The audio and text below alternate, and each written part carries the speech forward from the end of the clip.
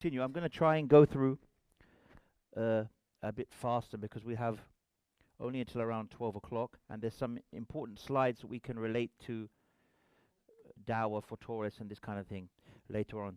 So we've obviously mentioned some core principles, practical implementations or implications for dawah, understanding and teaching. So we mentioned why are we going through these 5 pillars of Islam and these 6 pillars of faith?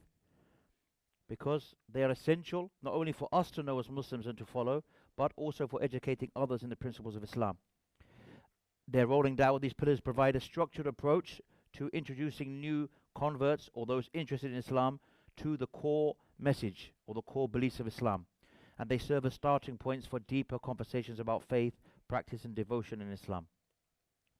So, techniques of dawah. We'll try to, as quick as we can, because it's a very detailed topics, we'll try to delve into the importance of ethical behavior and moral integrity in dawah. So this will emphasizing on the fact that Islamic values serve as a potent form of da'wah by itself. I mentioned earlier how the way we behave and the way our characters and our mannerisms and our morals are a very important part of da'wah, and how we can be good examples for others. So adherence to Islamic ethics and morals, the manners of the caller. So any time you study what are the sort of da'wah or the principles of da'wah, always have the caller, the one who's giving da'wah, should try their best to have certain manners. So we see here, we'll go through them quickly. Sincere. So we mentioned in the beginning, right? The niyyah. Being sincere when you're giving da'wah. Not doing it for likes, not doing it to show off, not doing it to become famous. Doing it because it is our role as Muslims to give da'wah. 2, being patient upon it.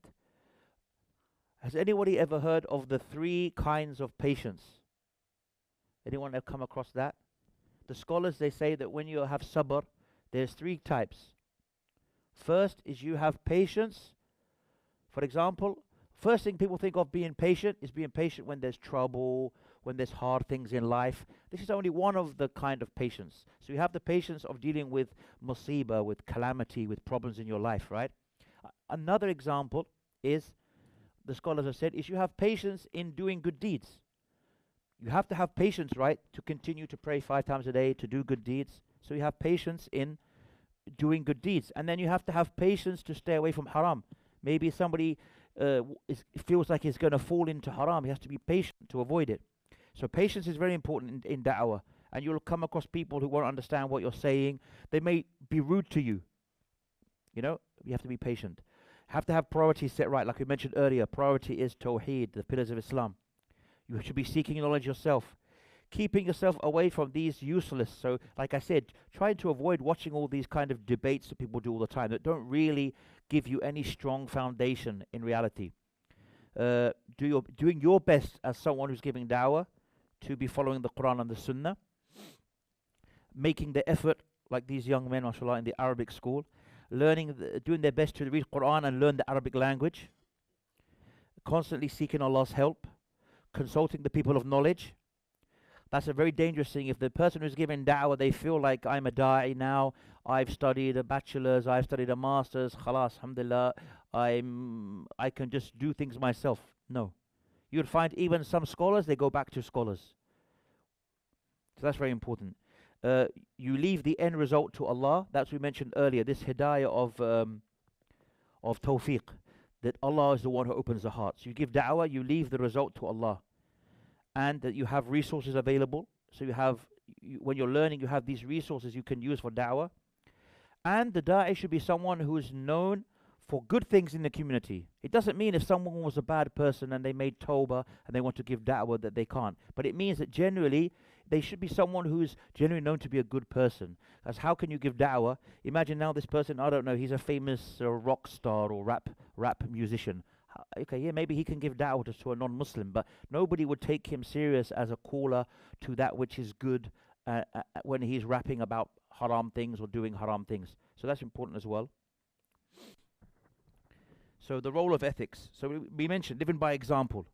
So highlighting the Prophet ﷺ, the best among you are the best who have manners and character. In fact, the Prophet Muhammad, he said himself, إِنَّمَا بِعِثْتُ لِأُكَمِّلْ or in another narration, utammim makarim, or another narration, salih al-akhlaq.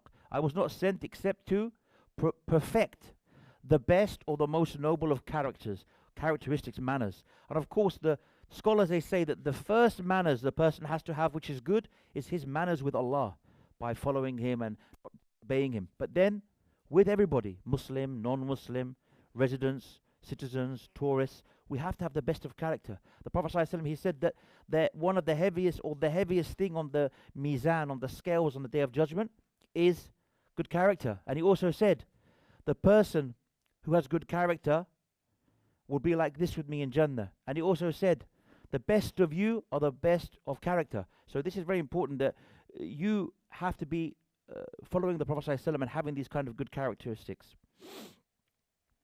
So we have examples from the seerah. So you can give examples from the seerah when giving da'wah. So you can mention specific instances from the life of the Prophet ﷺ that exemplify his ethics and morals, such as his honesty, compassion, fair treatment of others, including non-Muslims. We have examples where a Jewish man came and grabbed the Prophet ﷺ physically by his clothes and shook him. And Umar radiallahu anhu wanted to, and he said, leave him. So the Prophet ﷺ smiled. And this was actually a false, it wasn't just that he grabbed the Prophet ﷺ, it was a false accusation. The Prophet ﷺ had taken some money from this man, like a loan, but had paid him back. The Jewish man had forgotten. So he came, not only did he come and grab the Messenger of Allah and shake him, grab him like this, total disrespect. On top of that, he was actually wrong. The Prophet ﷺ had already paid him back. Did the Prophet ﷺ say, how dare he do this? I am the Messenger of Allah. The Prophet ﷺ has Umar. This is in Medina, by the way, not in Mecca. The Muslims are strong. Umar said, Da'ni adrub unuquhu. Let me hit him, basically, sword, for this, disrespect, right? Just like it happens now. If someone was to come and grab a president of a country, for example, he has guards, he would get shot, right? Because they have to defend. Prophet ﷺ just smiled and then corrected him, said, I already paid you back on this date. So give examples like this, because they have this concept, this false concept that's always pushed out, that Islam is this, Islam is aggressive, Islam is this, So you can show them all the examples. Prophet ﷺ, when they had the Fatih of Mecca, when they came back from Medina, they conquered Mecca. The Muslims are in power. The non-Muslims who remain are small and weak. And the Prophet ﷺ said, what do you think I will do to you, to the people of Quraysh? And they said, you are the most noble, you are the best of the sons, the best of the brothers, etc., etc. And the Prophet ﷺ, generally speaking, said to the majority of them, adhabu fa antum tulaqa. Go, you are free. So you can give these examples in da'wah. When they come and say Islam is intolerant, say no, Islam was coexisting with people through Andalus, even in Palestine in the past. The Jews, everyone lived there in safety. So you can give examples as well from the seerah. And you can show how these actions of the Prophet ﷺ, they not only improved societal relations, but they also attracted many to Islam. And there was one of the non-Muslims that the Prophet ﷺ had caught in a battle, and he tied him up in the masjid. And then he let him go. And the man came back days after, I think it was, and became a Muslim, because he saw how the real Muslim's character was. And he'd been let go. There's no need for him to come back. He's not saying Shahada while he's tied up. And the Prophet ﷺ, out of hikmah, put him in the masjid. He wanted him to see the salah and the people and the brotherhood and the community. So you can give examples like that when giving da'wah. Everyday application of Islamic ethics. I'll try and skip through these, inshallah, for time-wise. So practical tips. So you can give practical tips for integrating Islamic morals into daily interactions. For example, maintaining honesty when you're doing business dealings. We mentioned earlier, how did Islam enter into so many countries? Inshallah, as I believe, including this one. Actually, I mentioned this yesterday. You'll find, I believe from what I know, you guys know better than me obviously, that how did Islam come to the Maldives? From what I remember reading a long time ago, it was possibly a Muslim businessman or trader or someone who came and interacted with the people, and they saw his interaction was good, and Islam came here. Indonesia, the biggest Muslim populated country in the world. How many battles were fought in Indonesia? None. Malaysia. Philippines, before the Crusaders came and made most of the Philippines Christian, all these countries, parts of China, all of these places came because they saw the Muslim businessman coming over and being honest. They would see, maybe they would sell a product. There's a small little crack here. Nobody else would care. The Muslim would say, oh, there's a crack here, for example. So I'll give it to you for a cheaper price. And they would be amazed. And they would say to them, like, why do you tell us these things? You know, most people, it's not a big thing. You can just sell us the product. And they would say, no, we are Muslims, and we have to be honest, even against ourselves. So this is how Islam entered. Why? Because of the way that they dealt with people in business and trading. Showing kindness and respect to your neighbors. The scholars, they say, even when it comes to neighbors, that whether Muslim or non-Muslim, you have to treat them well. So when you have tourists coming to your country, visiting your country, you have to be the best of hosts. And we'll mention later on some slides that talk about how dawah can be given to tourists, because that's what we do in Dubai as well. Emotional intelligence plays a crucial role in da'wah, as it enhances the ability to understand and manage one's own emotions and those of others. So what is emotional intelligence? We'll read through this. It involves the ability to recognize, understand, manage, and reason with emotions. It is a vital skill that enables individuals to navigate social complexities, influence others, and maintain personal well-being. So what are the components? Emotional intelligence comprises of several key skills. 1. Self-awareness, recognizing one's own emotions and their impacts on thoughts and behavior. So if you think about how you act, how you respond, how you behave, this will enable you to be more effective in da'wah. If you know that you have a tendency sometimes to get emotional, control it. You know you have a tendency to be impatient, you work on it to be more patient, etc. Self-regulation, managing or redirecting disruptive emotions and impulses. So again, if you know that sometimes you can get excited, you redirect them. You try to calm down. So all of this is very important when you're giving da'wah, and also when you're talking to somebody else. Empathy, understanding, recognizing, and considering other people's emotions is an essential skill in effective communication. So if you're giving da'wah, you can't always say to them, how can you worship idols? You know, that's ridiculous. They will never accept da'wah from you. So, you know, you have to give them da'wah in a very wise way. You cannot be confrontive, you cannot be aggressive, you cannot be like you're making a mockery of them. Sometimes they may say something that you think doesn't make any sense. You can sometimes say to them, okay, I can kind of understand what you mean, or I understand your point, but don't you think, and then you can come back with the Islamic thing. You don't have to reply. I've seen people giving da'wah, and the person says something, and he says, that's ridiculous. That makes no sense. So this person, automatically, the one who was before was interested, automatically became very defensive and didn't want to hear about Islam anymore. Social skills, managing relationships to move people in desired directions, whether in agreement or motivation. Sometimes the way you speak to people can motivate them and can make them be more interested. So the better and the better way that you speak to them will make them more interested in listening to you. So it builds connections. Emotional intelligence allows a da'i to create deeper relational bonds with others by communicating in a way that is respectful and considerate of their feelings and their emotional states. It also creates effective communication. By being aware and sensitive to the emotions of others, a da'i can better gauge when to speak, what to say, how to say it, enhancing the likelihood of the message being well received. And that all goes back to what we mentioned earlier, knowing the state of the person you're giving da'wah to. And understanding how you may have someone in front of you, you see that this person is emotional, this person is simple. So you're not going to go and say, in the in the cosmos of the universe, and start going into some deep chemistry, scientific space that many people use for their da'wah. If this person is a simple person in front of you, he may just be a high school graduate, he may not be very educated. So everyone, you have to cater your da'wah depending on the audience.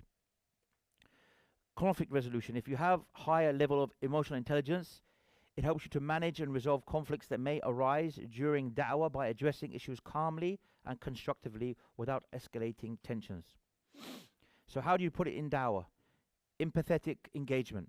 So when you're discussing sensitive topics such as religious beliefs, showing empathy can help in lowering defenses, thus allowing for a more open and honest dialogue. Like I mentioned earlier, you may be speaking to somebody, his beliefs to you, they just don't make any sense. And you think, how can they even believe this? But to have wisdom, to not show that in front of them, will make them more understanding and more open to listen to your message. You have to be adaptable. So it involves being able to adapt one's approach based on the emotional cues of others. So if you can see the way they're behaving, that helps you to know how to deal with them. And this can be crucial in da'wah. Because as we mentioned earlier, da'wah is not one size fits all. It's not like a jacket that everyone can wear exactly the same size. Different people require different forms of da'wah. And it also provides the skills needed to handle criticism or negative responses without taking them personally. Sometimes people may laugh at you. You're giving them da'wah. You may, let's just say, inshallah, in the future, there are da'wah kiosks in the Maldives. And some of you, who knows, may be sitting behind a da'wah and you want to give a leaflet to them. And the person does this to you. No, I'm not interested. And you feel like, oh, he's come to my country and he's being rude like this. And no, you can get it. This will help you to realize, no problem. May Allah guide him.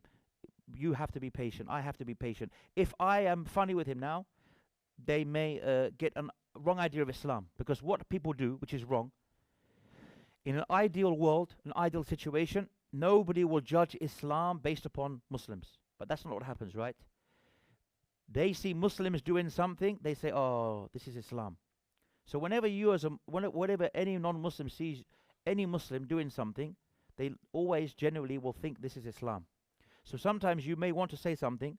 I may be standing in an airport in Europe with my wife, and people may be looking at me, other Europeans, and I can see them. Maybe they're saying I know they're saying something about me. So I feel like saying something back. I feel like looking back at them, with a hard look. But I try to control. Why? Not because I don't want to do it. Not because I'm scared to do it. Because I say, if I do that now, they will automatically say, see?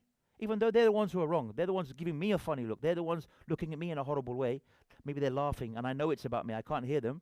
But if I turn around now and do it back, they will automatically say, see, look at these Muslims, so aggressive and so angry. So I usually just smile or just try to ignore them. So this is important as well when it comes to giving da'wah, not to take things personally. So I'll just try and read through this quickly.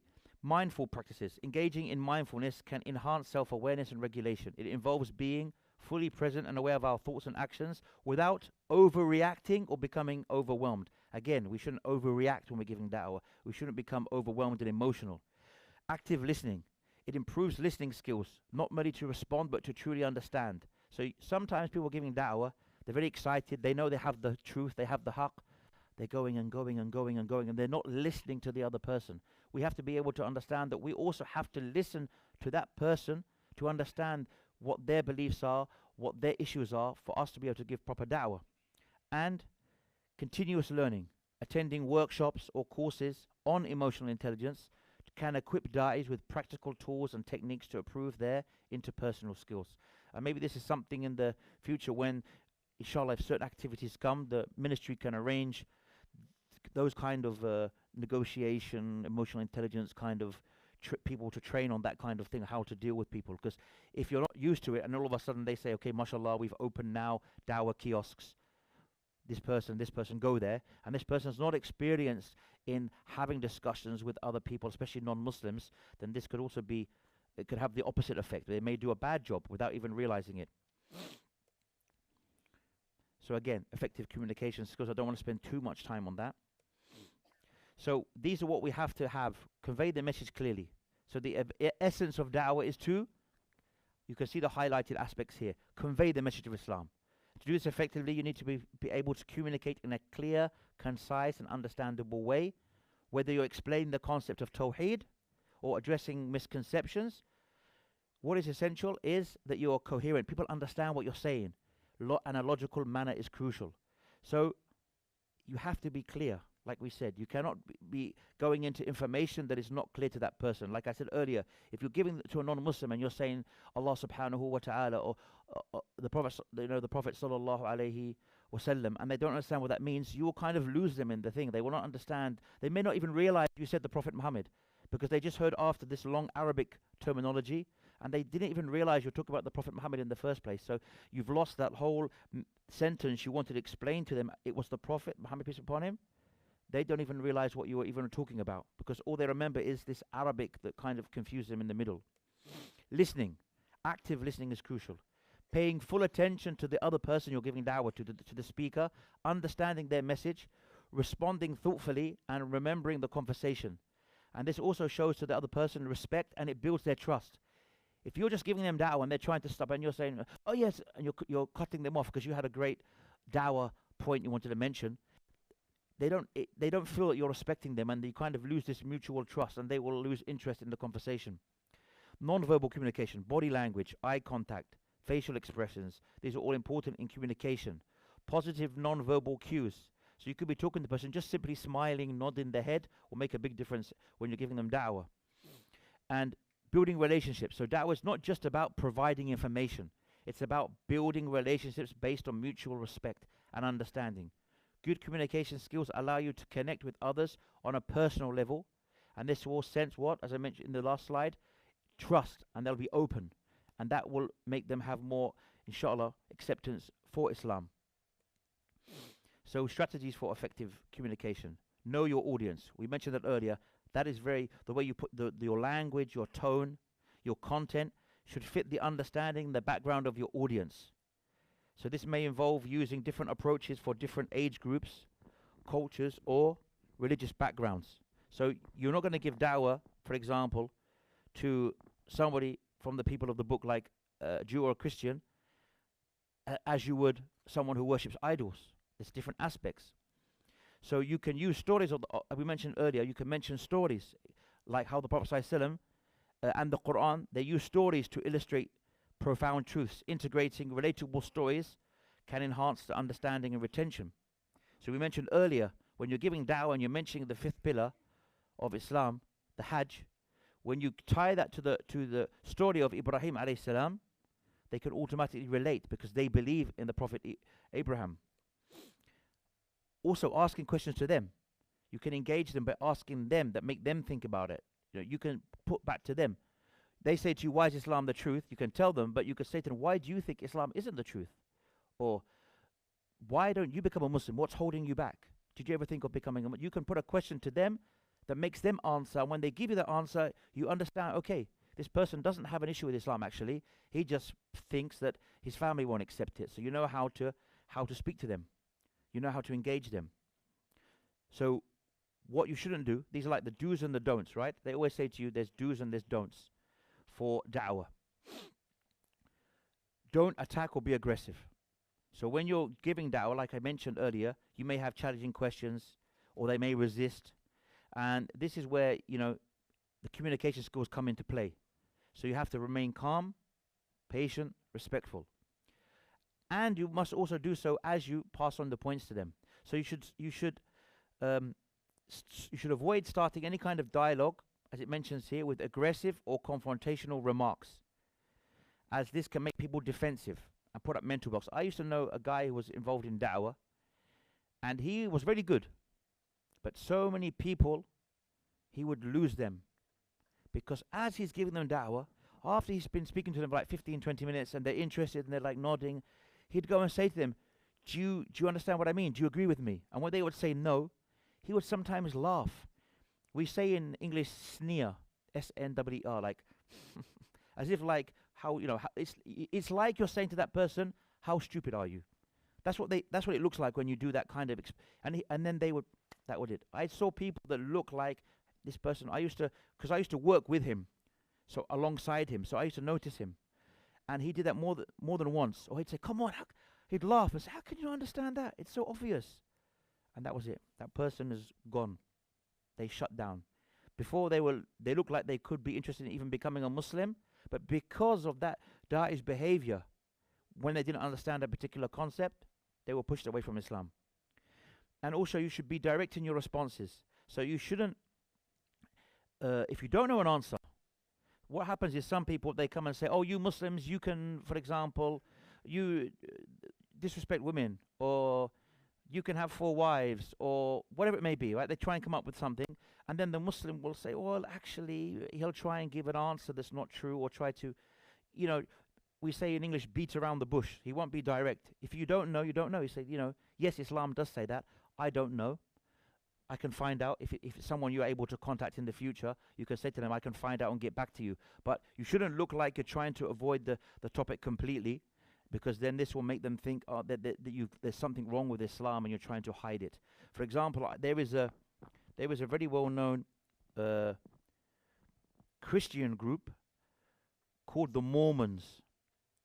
They're very small in number, in reality, compared to everyone else, but they have a very strange belief. They have a main book that they go by, and they have another book which they read themselves. They don't publicize it. Why? Because in that book it says that when someone dies, they are resurrected and they all become their own god, and they all get their own planet Earth to be in control of. So because it sounds silly, and they know it sounds silly, but they believe it, but they know that other people will think, oh, what is that?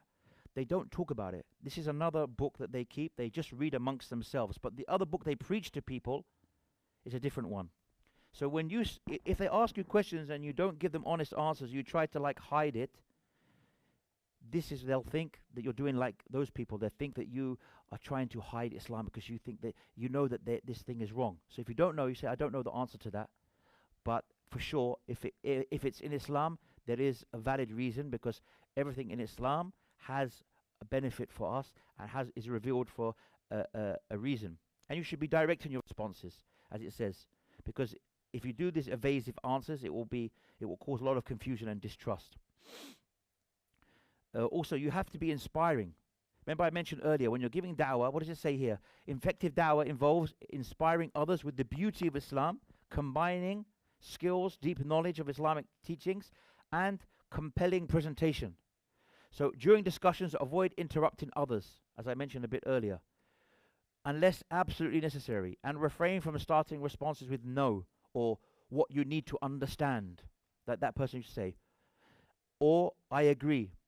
So you need to use positive words and not words that will push the person away. And what did it say here? The beauty of Islam. So I mentioned earlier, when you explained the 5 pillars, you wouldn't go to a non-Muslim and say, you must pray 5 times a day. And if you don't, you explain to them, what is the beauty of the salah? What is the wisdom behind it? What is the wisdom behind zakah? Imagine if everybody paid zakah, how there wouldn't be many poor people left in the world if they did it properly. These kind of things. So you show them the beauty of Islam when you're doing it.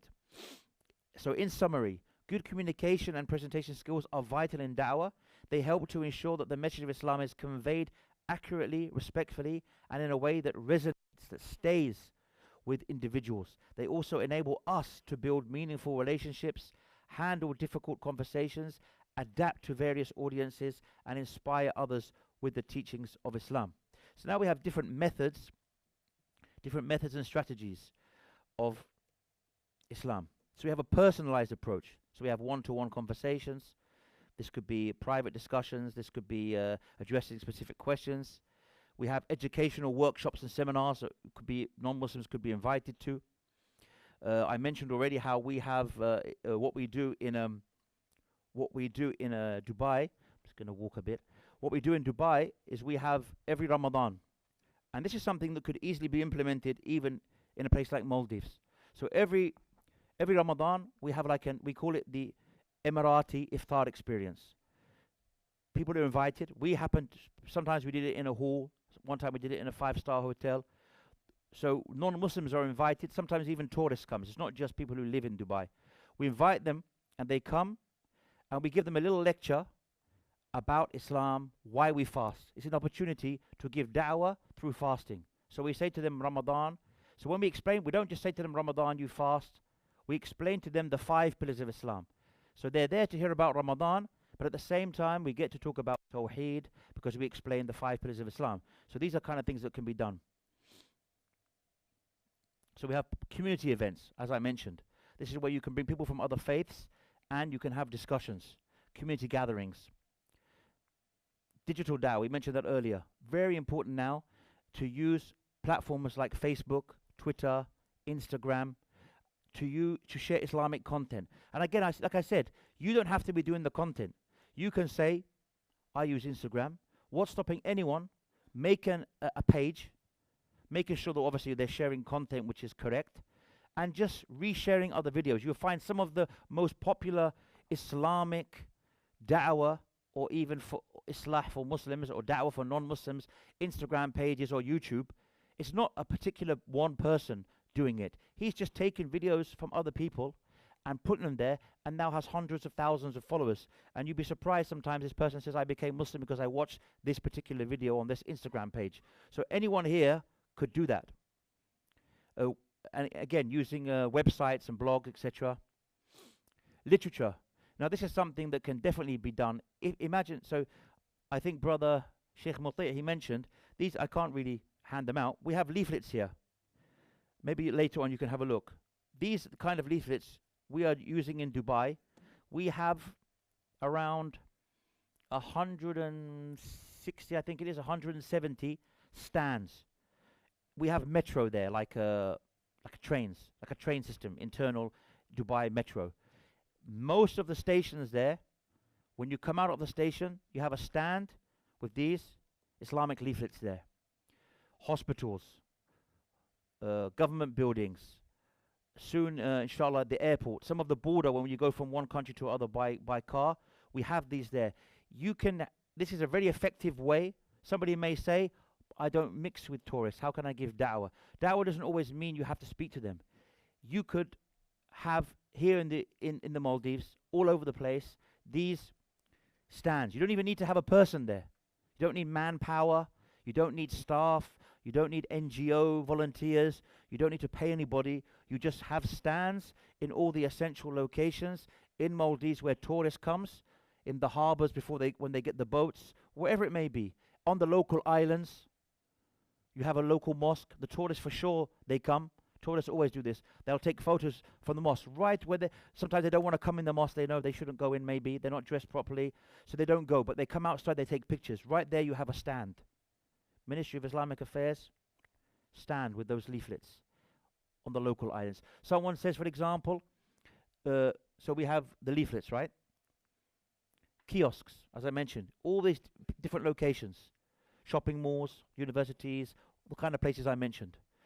You have a nice design, materials like these ones, very nice materials.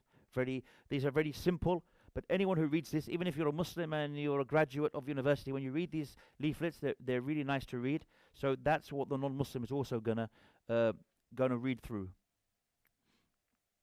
Qur'ans in hotels. This is another perfect thing, again, for the Maldives. I have a Qur'an here. I don't know if it will take too long to pass around, but I just want to give an example. Obviously, we have no cameras to zoom in, but this is a Qur'an. You can probably see how nice it looks, right? I can try and maybe you can hand it around. So before I hand it around, though, I'll just, so we have in this, it says on the first page, a gift from the UAE to the world, right? When you open it, and we didn't translate this Qur'an. This is a translation of Sahih International, very famous translation, but we made the design. So when you first go in, it says to download a Qur'an translation. They scan it to download it. Or if they want to order one of these while they're in Dubai, we deliver to their hotel. They take it home with them. They want to read these flyers, these leaflets. They scan the QR code. They download them. They want a book. So we have, I can't even remember, so many. We have maybe like 10,000 or even more people who, since we launched this project about just almost 3 years, 2.5 years, thousands of people have downloaded. Tourists have come to the hotel. Every hotel, not in Dubai, in the UAE. The only one that's not full at the moment is Abu Dhabi. But Dubai, every hotel you go to, Sharjah, all the various in the UAE, United Arab Emirates, inside their hotel is one of these Qur'ans. We printed the Qur'ans. We contacted the Ministry of Tourism. The Ministry of Tourism, or the Department of Tourism, they send an email to all the hotels. Are those hotel owners Muslims? No, many of them aren't. Is the general manager, like here the resorts? Most hotels in Dubai, there's going to be many managers. They're not Muslims, Christian, Hindu, whatever it may be. Maybe a lot of the staff aren't Muslims, coming from different countries, just like the Maldives. We contacted them, and we're not even the ministry. We are an Islamic Information Center, semi-government. Okay, we have, alhamdulillah, really good relations, but again, we're not a ministry. So imagine, for example, if the Ministry of Islamic Affairs joins up and speaks to the Ministry of Tourism, and they agree, and they send an email or whatever it may be. That's all they did. They didn't say to them, you must put a Quran in your hotels. But they're the Ministry of Tourism in Dubai. So they said, please cooperate with the Islamic Information Center in putting these Qurans in your hotel. No one refuses. So it's not an order, but they feel like it's an order because it's an official letter from the Ministry of Tourism. And now this Quran is available, and we've had people contacting us and said, I got a Quran from the hotel. I want to become a Muslim now because they read the Quran.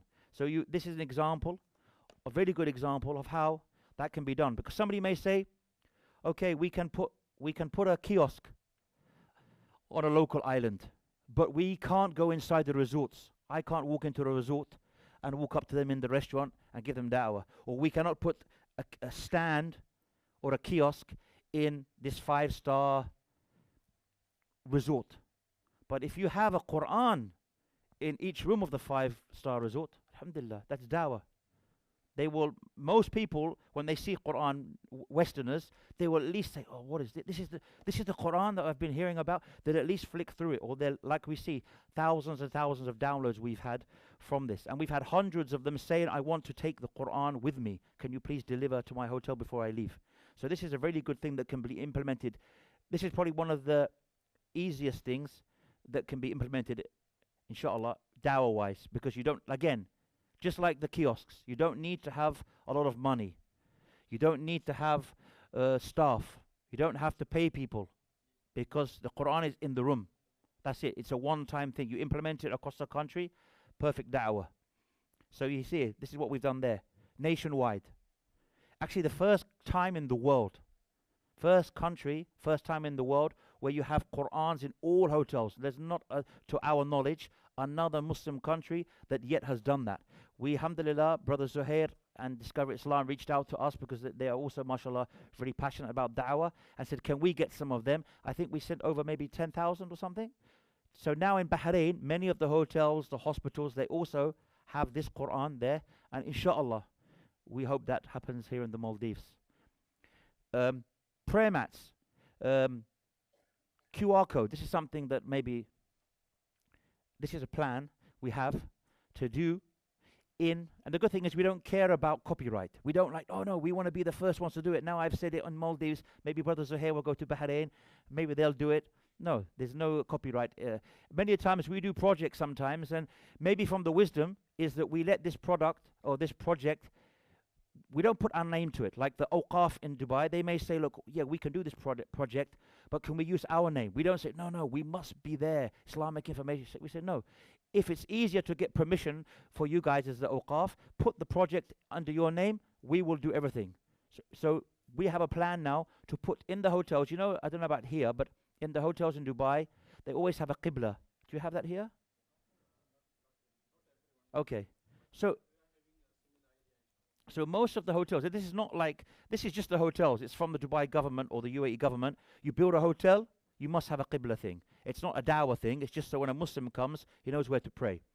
So we have an idea now, which we hope and we can implement, where we tell all the hotels, we will give you this, or we will give you, or you replace it with the qibla. But we put a little QR code, and it says, scan me. So a lot of the non-Muslims, they come, maybe they think, what's this arrow? Why is there an arrow on the ceiling? What's qibla? When we put a little QR code, and it says, scan me, this non-Muslim says, what's all this about? He goes there, scan me, download Quran, download leaflets. So this is something we're planning to do as well. So it's instead of just having the Quran, which they might miss, you know, if you're lying in your hotel bed, you see an arrow with the QR code. Everyone these days likes to scan QR codes. They go up there, they scan it. Maybe have a nice video that comes up, something that's entertaining for them. So these are all things that can easily be implemented, especially in Maldives, because Maldives and Dubai is very similar, full of tourists. Mosque tours. We have mosque tours that we're doing. These are also very popular. I even saw yesterday when I had my lecture in the masjid upstairs, right? There was somewhere around here, I think, there was some non-Muslims, European tourists. They're coming in and they're taking some pictures and leaving. Perfect opportunity. Again, mosque tours. You don't have to have so many staff. You can either have fixed mosque tours where they come every day from this time to this time. You may need a few staff, or you can have a few staff and you can have an open all day kind of thing. I think that's probably the format that Bahrain use possibly. Is that right, brothers? You have like a kind of like from 8 till 5 maybe, or something like this, and there's people generally there. Or you can have a fixed booking. This is very, very, lots of non-Muslims come, and sometimes they even become Muslim because they had an interest in Islam. They hear it, they see the mosque, it has an effect on them, and they say afterwards, we want to become a Muslim. And so many tourists. We started a mosque tour, and I think probably the brothers in Bahrain maybe have a longer experience in this um, as an organization. There is a mosque tour in Dubai for many years, uh, not by our organization, and they get every day hundreds of people. We started a mosque tour without doing any advertising. We just opened a mosque in a popular area where tourists are always going, and then we've had about 7,000 people in the last couple of years. And we don't do it in the summer where it's very hot. So we're talking about 7-8 months each year without advertising. Just people walking past. Oh, there's a mosque tour. They come in. We've had about 7,000 people come. So again, this is absolutely perfect for the Maldives. Even here in Male, people are coming in, right? People are walking. It's not just the islands. Even a local island. What's stopping a local island from having someone there? Each island has one person who just knows very basic dawah. Doesn't even have to know dawah in detail. Can just communicate with them basically. Let them come in the mosque. This is the mosque. Shows them the mosque. And he doesn't have a lot of knowledge. She doesn't have a lot of knowledge. That's where you come and you say to them, I'm just a basic tour guide to talk about the mosque. Take these leaflets with you. This explains Islam more. Very simple. Whether you're doing it in the capital, whether you're doing it on, especially, I mean, you can't do this obviously on a resort, right? But the local islands, every local island has a mosque. What's stopping it from doing that? Or like I said, very least you have outside each mosque a leaflet stand. This is follow-up. This is maybe not necessarily connected so much to tourists, because you may not be able to have the opportunity to do follow-ups with tourists because they are not, they're coming and going. So these are just some things. We don't have time to go into this, but these are the kind of things that often come up. Does Islam oppress women? So, it mentions how Islam gave women rights when in the West they couldn't speak, they couldn't vote, they couldn't be part of the government. Muslims, Aisha, who's the person who narrated most of the religion to us and the hadith was Aisha radiallahu anha. So these are just some concepts. It's not the right time to go into that but it's just giving an example of everything they come up with. We can give them the answers of why these things make sense and why this is the right thing. So every so-called misconception they bring up, we have a good reason behind it. I remember when I was working in the ministry for the ministry Department of Tourism for about 9 years, and we had that place which was like an old royal palace that was turned into a museum. We had lots of people coming, and I remember one woman came in, and I know it's a sensitive topic, but I just want to emphasize. So this woman came in, and she was like, "Oh, you Muslims, you can marry." She was an atheist or something, and she's like, "You can marry 4 wives." So I sat down with her, and we had a long discussion. And then right at the end of the conversation, she said, "You know what? I could never agree with it for my husband." I said, "Fair enough, you don't have to agree with it, everyone's different." But she said, "But I understand why." Even though she'd come in, and that's the first thing she said to me. She was really aggressive. After I sat down and explained the wisdoms behind it, she said, "Okay, and I could never be happy about it, but I understand why." So everything we have in Islam has a valid reason and hikmah and wisdom. And if we don't think that, that's a big problem for us, because Islam came from Allah. So this is just examples of different things. So how do you deal with misconceptions if it comes up? And we'll be ending soon, inshallah, and if there's any questions. So you have to stay informed. Stay informed with Islamic teachings. You have to use reliable sources. You have to have positive engagement with people, and you have to also you can share positive stories and experiences that can counter negative stereotypes. Like I mentioned earlier, they say Islam is this. You give the example of how the Prophet ﷺ was grabbed by the Jewish man and how he didn't do anything to him. And now, if anyone has any questions, inshallah, I had to skip through some of it because if we do the whole thing, it will take a very long time. Does anyone have any questions? This is where you guys should be saying, "Well, I'm very interested in doing dawah.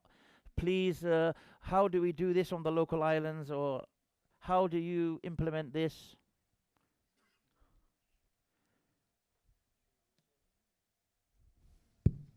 Sheikh, if you could excuse me, just a small announcement. Okay. At the end of the workshop, we will display a QR code on the screen just to get the attendance from the attendees, so that we can give a certificate, inshallah, of participation in the workshop.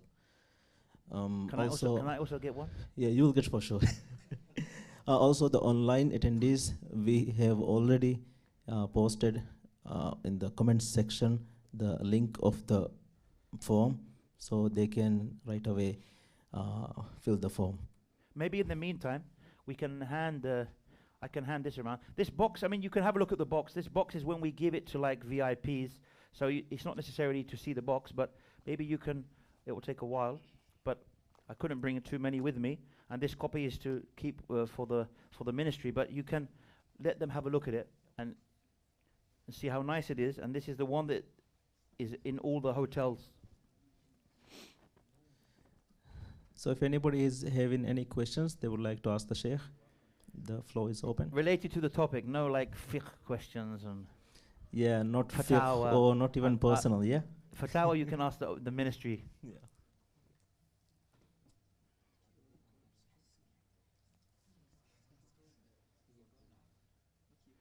Now this, see, I told you, look, everyone likes to scan QR codes. Look, they're scanning. Sheikh, I have a question.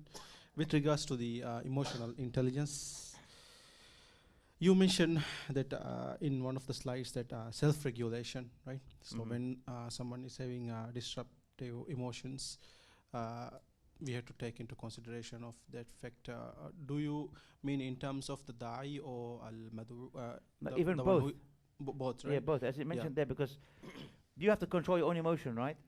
Like I said, there was that da'i who couldn't control his emotion of knowing that what he says makes sense and they don't understand it, that he doesn't have any, in that sense, he was lacking intelligence or emotion touch 100%, because he turned around and laughed at the guy. I said, how can you not understand? And I've heard it more than once.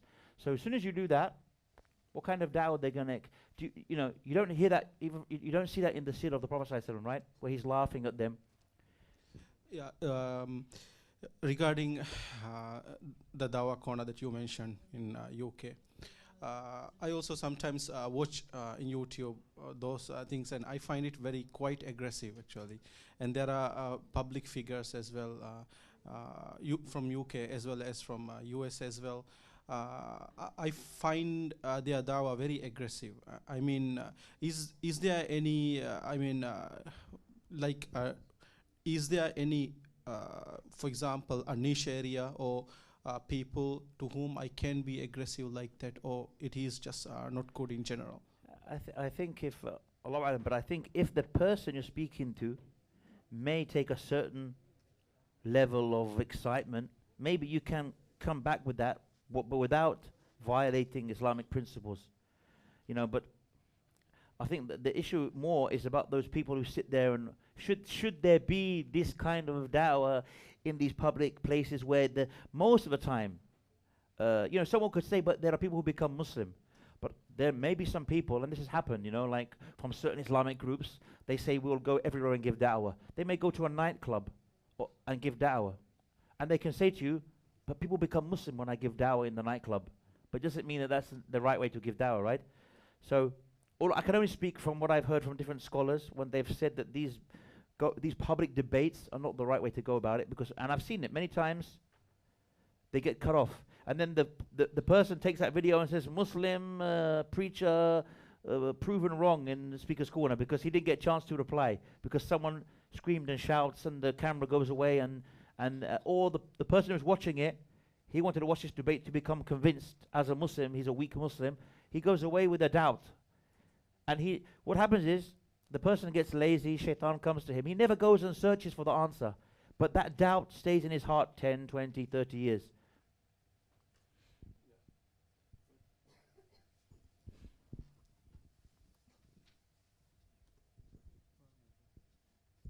No questions? Ladies? I have a question, Sheikh. You mentioned a little bit about taking follow-ups, right? So, for example, we are having so many shahada, for example. Yeah, I was going to say, yeah, sorry, Karen. Yeah, and maybe we don't know after they take the shahada, if they are not given guidance more about Islam and how to be a Muslim, then I don't know, maybe they'll get bored of Islam and maybe leave the fold of Islam, right? So is there any way we can do a good organized follow-up system? See, the thing is that follow-up system, that's a whole other presentation. Like now, if we could, inshallah, in the brainstorming, you'll see that there's some stats and some ways that we do follow-up. But it's difficult if the person's coming and leaving, right? To do a follow-up, you can only do certain things. Like we have an online academy. It's academy.islamic.com. That is an online academy. We have around, I think it's around maybe 11,000 students. Many of them are outside of the UAE. Not necessarily became Muslim with us as well. They could have been Muslim and they search and they, so these kind of things you can give them. To have something like that online, pre-recorded, high quality, new Muslim level 1, new Muslim level 2, new Muslim level 3, my first Ramadan, getting married in Islam, those kind of courses. We all have those there. You can give that to them. But it's difficult to follow up. You can only do so much, right?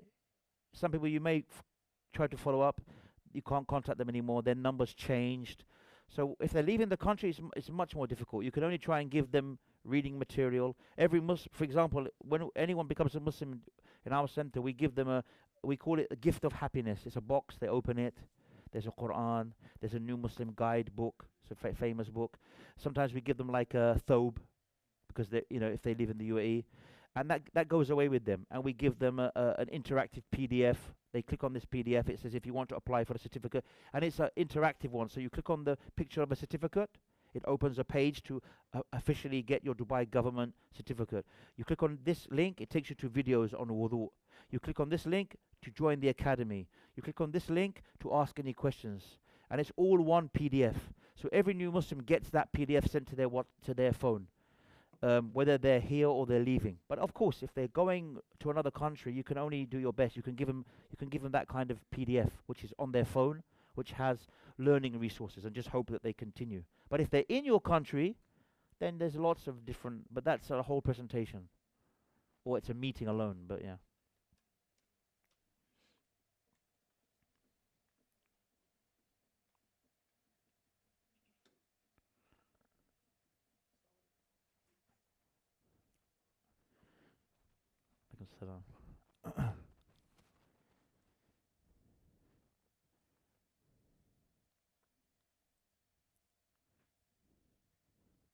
Another technical issue. At the beginning and at the end. But alhamdulillah, nothing in the middle.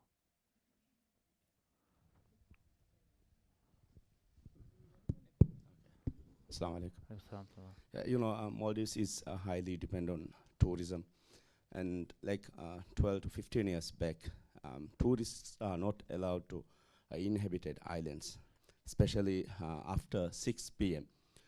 And if they also have to come to an inhabited island, they have to dress up in a certain way. But since the introduction of local tourism in Maldives, tourists they are very much mingle with locals in inhabited islands, and there are islands they have set up beaches like bikini beaches, and it has become very toxic in those islands, and the youth are very much engaged in the the tourism, like water sports and other activities, and it has become really a serious issue. Instead of giving dawah to the tourists, actually we are taking the other way. It is the other way around. So what do you think? What is the best approach to deal with this issue? I think I'm not the right person to answer that. Since you are but that's going into like more like what would I say? Things that is out of my realm. That's more to do with government policies and. I know, like but there must be something that we can do to I think any situation you're in, as an individual, you have to obviously operate within whatever the country you're in allows you to operate in, and you make advantage of whatever you can. So it may not be, you may feel that's not an ideal situation that currently is happening, but that's out of your hands, right? But what is in your hands is to use that opportunity, because they're going to be there. They're going to be there, right? It's not like if they're going to be there, nothing's going to change. For example, so while they're there, you use the opportunity where you can to give da'wah to them, because you cannot change anything else, right? Exactly. But what you are doing is, I think, one way that we can approach a very simple thing. It's like, keeping translation in every room, and, keep put the Qibla sign on the ceiling. And there are lots of things I think we can do. But there is, I think, we may have idea, but there's no one, to take initiate or. Yeah, that's hopefully that's why we're here, and inshallah that's why we will have with Sheikh Mati and the others some meetings to discuss how this can be implemented. So this is one of the reasons, inshallah, we are here to discuss with them, and hopefully some initiative can be taken, because sometimes it may be for example, like what's stopping the Quran initiative. Of course, like I'm not the right person to know all those details, because it's my second time in the Maldives. But sometimes it may be, someone may say, for example, we don't have the budget to give the, I think I searched online that there's 59,000 approximately hotel rooms, 59,000 hotel rooms in Maldives. For example, I know already that we at our center have already said we are willing to provide, over the scale of time, we can provide 50, 60,000 Qur'ans. So that's one thing already gone, right? Before maybe somebody may say we don't have the budget right now to print 50,000 of these really nice Qur'ans. We'll say, okay, us in Dubai, we can arrange, inshallah, to give you those Qur'ans to put in the hotels. So now there's no cost. It's just internal agreements between the ministry and possibly, I don't know how it works, but the Ministry of Tourism, for them to have that implemented. So there's no financial cost anymore, because somebody else has provided, has covered the financial aspect. So that's an example of how that Quran thing, a big barrier, has gone. The cost is finished, for example. If it's covered by us or people in Dubai, then you have the Qur'ans arriving for free. So there's, so things like that will make it easier. But like I said, I'm not the best person to talk about how you will implement it. We can talk about the ideas on what is the best thing, because tourism is tourism. Hotels, resorts, Dubai, 5-star, it's all the same. Local islands is like when we have these kiosks in the city of Dubai. When people come into Dubai, the mosque store we have is in a historic area where the tourists, they come and do walking. Like sometimes they might be waiting to get their boat. They come and walk in Malé for a while. This is the same. Dubai, Maldives, Indonesia, wherever you are, you can implement these. How you'll implement them and the issues you may be feeling with local islands and tourists, unfortunately, I'm not the person to advise how to do that. But these dawah things can for sure be implemented in any Muslim country that has tourists. So I can only talk from the overview. Thank you. Sheikh, I have an online question from the online community participants. How to approach a Christian friend for dawah and convince him about Islam? That's a very general. Yeah. But it's just like we said on the thing. You don't have to necessarily focus on Christian or Hindu. So if it's a Hindu one, I must go now and do a lot of research. If you want to, the main thing, like we mentioned in the presentation, is just give them da'wah to Tawheed. Explain to them how it makes sense. Now, if there's someone, they are very, very, very strong in the Bible, then maybe, but then what are you going to do? Okay, I won't give him da'wah until let me go and spend 2 or 3 months becoming really experienced in the Bible so I can come back and give him da'wah. What are you going to do? Leave him for 3 months? Maybe it takes someone 1 year to become very skilled in comparative religion. So he could just keep giving da'wah on how it, how Allah can only be one, how it makes complete sense.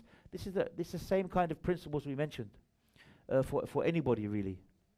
Of course, if someone says I'm an atheist, then maybe you have to try and bring the proof of the existence of God. How can all of this come from nothing and all that kind of thing? That's a different story. But if the person is a Christian, you can just keep focusing with them. You can give them you can talk to them about Surah Al Imran, Surah Maryam, how Isa, alayhi salam is mentioned there, and that kind of thing.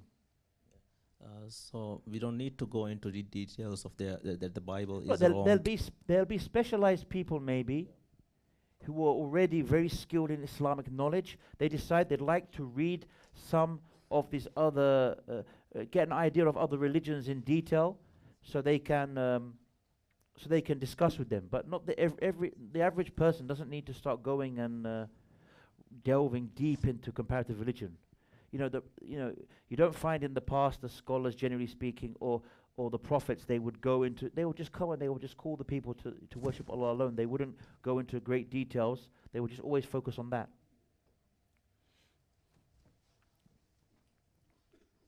So we will have just one question from here and one question from the online community and just finish. Okay, inshallah. Okay. Any questions? From the ladies section.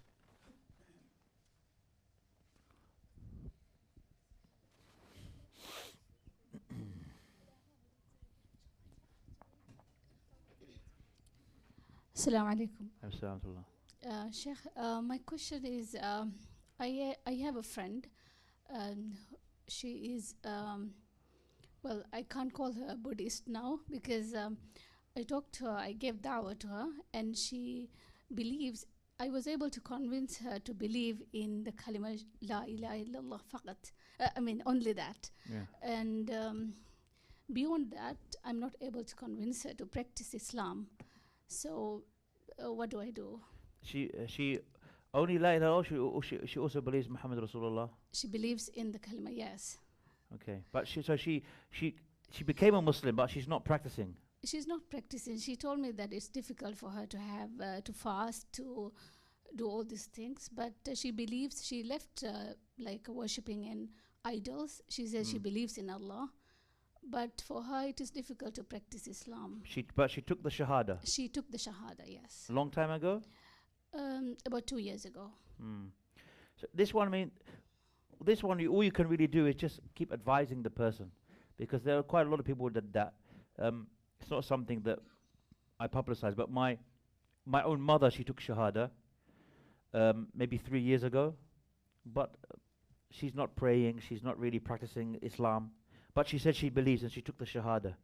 So we don't want to go into the difference of opinion, the person who prays and doesn't pray. Is it on purpose? Is it out of denying? Is it out of laziness? Is he a Muslim anymore? Is he not a Muslim? That's a different thing. But generally speaking, the fact that they've said Shahada, alhamdulillah, all you can do is try and advise them from time to time. But that also has to be depending on the situation, depending on the person.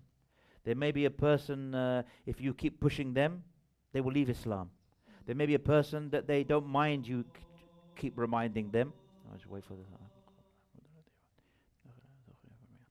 Yeah, so in continuing, I think it's a case of the individual. You'll know the sister. If she's someone who will accept you, keep advising her, then just keep advising her. If she's someone that, it may push her away, then maybe you have to kind of judge the situation based upon that. But if she's someone who became Muslim but she's never really practiced and she's still weak, it's not recommended to be too strict. Like maybe it's not the right thing to say to her, the matter of salah is very serious. Many scholars, they hold the opinion if you leave the salah, you're a non-Muslim, even if you're lazy, because this may make her feel like, oh, then there's no point, I might as well not be a Muslim. I'm not Muslim anymore. So because there's a difference of opinion in this, then it's better just to keep encouraging her and maybe telling her the benefits and the wisdom behind prayer, rather than saying, you should be praying or you should be doing this. Because even the scholars, they say, if someone says they want, when it comes to da'wah, and someone says, I want to become a Muslim, but I can't wear hijab. Many Muslims will say, oh, no, astaghfirullah, you have to wear hijab. You can't become a Muslim. And the person never becomes a Muslim. But anyone who has proper Islamic knowledge, they'll say, the person says, you know, but you believe, you understand why you should wear hijab and you believe in it. Yes, I understand. It makes complete sense, but I'm too weak to wear hijab. You say to them, okay, become a Muslim. Inshallah, in the future, it's better you're a Muslim who's making a mistake than you remain a non-Muslim. Or you have a non-Muslim who says, I want to become a Muslim, I believe, but I can't stop drinking alcohol. You don't say to the person, no, don't embrace Islam until you're serious, until you're going to be a true Muslim. No, you say, you know, brother, accept Islam, because, you know, you drinking is haram. We're not saying it's okay, keep on drinking, no. But you should become a Muslim and not delay becoming a Muslim. So with these people, they become Muslims. We come across them as well in our work. You just have to keep advising them. And you find sometimes after 2 or 3 years, the person starts to pray and becomes very religious. There was a Russian person recently. He became Muslim like 2 years ago. He never prayed. Now, mashallah, he's praying and he's doing the sunnahs and he's doing the adhkar and he's memorizing the du'as in Arabic. So sometimes it takes a while for them to you know, start practicing. Since I told we'll be asking a question, final question from the online community. Very challenging one, but very easy question. Challenging, I mean, you have to answer in just 2 minutes. So again? You have to answer just in 2 minutes, Okay. since the azan is made, okay? Yeah, inshallah. So the question is, mosque tour is something we can do very easily. So could you give me some guidance on how to start a mosque tour Dawah activity easily? When you say start, do you mean start the project or start the tour?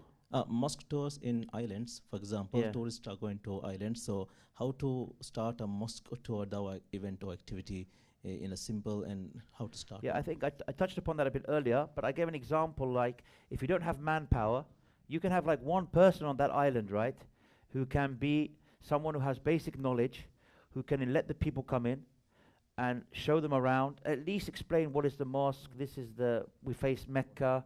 You know, you can go into some basic explanations, these 5 pillars of Islam, 5 pillars of Iman, and the minimum, if they say, okay, that's really good, we don't have that many people who are confident, just let the person take them inside like a tour guide. And like I said, when they leave, you have these kind of leaflets. I mean, I don't know if they can see it online. You have these leaflets, and you just give these leaflets to them. That's the very bare minimum that you can do. So I would say, if you're going to say, I'm not going to do any kind of mosque tour until we have highly trained, highly expert da'is, maybe we'll still have, well, maybe I'll come back in 10 years and we'll still be the same situation.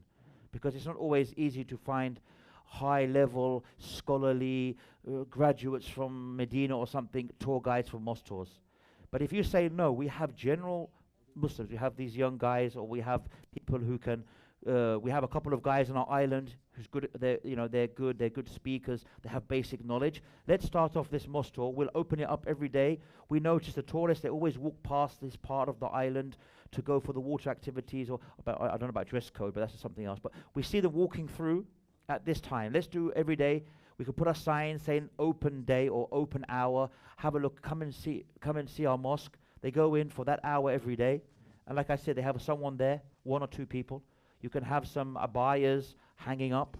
They put them on, they come in. And if you don't have someone who's highly qualified, you give them leaflets. That could be implemented next week in reality. There's not money. You don't have to build a mosque for them. You don't have to provide food. You could just say to them, would you like to see inside the mosque? They come in. Maybe you spend a little bit of money on a poster to advertise that this time to this time you can come and see our mosque. Straightforward. I think more it's maybe sometimes you'll maybe have a clash with the mentalities of people on, I don't know, people on the local islands, but many Muslims have that mentality of we cannot, like, how can you let a non-Muslim in the mosque? They misunderstand in al-mushrikeen al-najas, and they think it means physical najasa when it's the najasa of the iman. That's a different story. That's for the people on the local islands to work out.